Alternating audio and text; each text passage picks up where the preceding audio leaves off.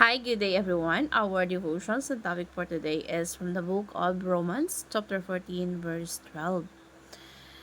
Ito yung isa sa pinaka nakakatakot na katotohanan na kapag ikaw ay namumuhay nang hindi mo nakikilala ang Diyos, hindi nagpapasakop sa Kanya, hindi mo inuunawa kung ano man yung dapat natin gawin.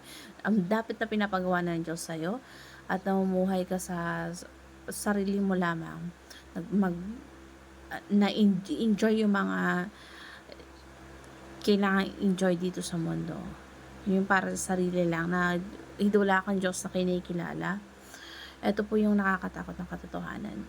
Sabi dito, so then, each of us will give an account of ourselves to God. Sa Tagalog version, sabi dito, kaya't bawat isa sa atin ay magbibigay sulit sa Diyos. Lahat po tayo ay walang excuses. Hindi accounted tayo sa mga ginagawa natin. Bawat isa sa atin ay magbibigay ng kumbaga sulit sa Diyos. Lahat ng mga opportunity na meron ka, pananagutan natin ng Diyos.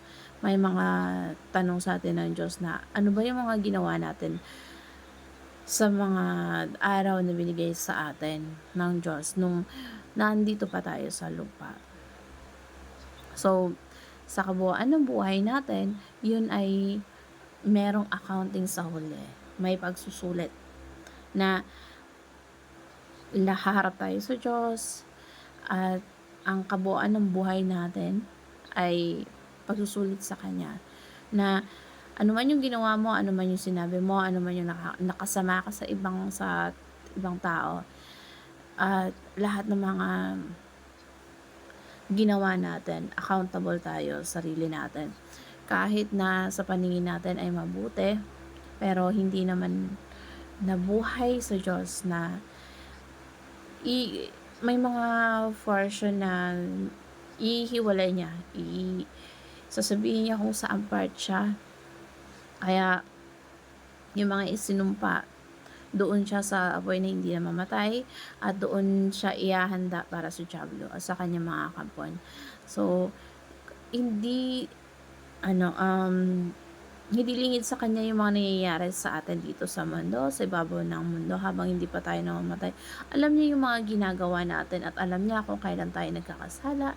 Alam niya kung ano yung mga nakakabuti sa atin at sumusunod tayo sa kaluguran niya at yung mga tao na masasama doon sa kanyang kaharian, mas pinili nila na mas mabuhay para sa kaluguran din ng Diyos. So, kung doon sa apoy na hindi namamatay na inyanda para sa Diablo, yun din yung nagpakasasa sa kanilang sarili. Yung parang inisip nila yung sarili nila para lang mabuhay ng kalayawan, ng ano man na nakakalugod lang sa kanyang sarili habang nabubuhay pa siya. At yun ang pinakamatinding parusa sa kanya, yung pagkakaroon ay yung ihihiwalay siya, mapupunta siya sa yung day of judgment, isang malaking katotohanan sa buhay natin na doon tayo pupunta, doon tayo haharap tayo sa Diyos at hahatulan tayo. Lahat tayo, tandaan natin na merong reward ang lahat ng mga ginagawa natin at meron din kaparusahan pag meron tayong mga nagawa at sa buong buhay natin, sa bawat oras, sa bawat araw, ay yung lifetime natin dito sa mundo, ay accountable tayo sa mga ginagawa natin araw-araw. Yung mga, or dapat maging makabuluhan ang buhay natin na ginagamit natin sa Diyos, sa paglilingkod, kasi binubuo yan ng mga, yung mga araw natin, isang makabuluhan. So, dapat gawin natin na yung araw-araw na binigay sa atin ng Diyos, dapat isa yun sa opportunity na binigay ng Diyos sa atin para ibigay natin yung lahat ng mga sinasabi natin, kahit yung mga iniisip natin, kailangan, um, ginagawa natin yon para sa Diyos.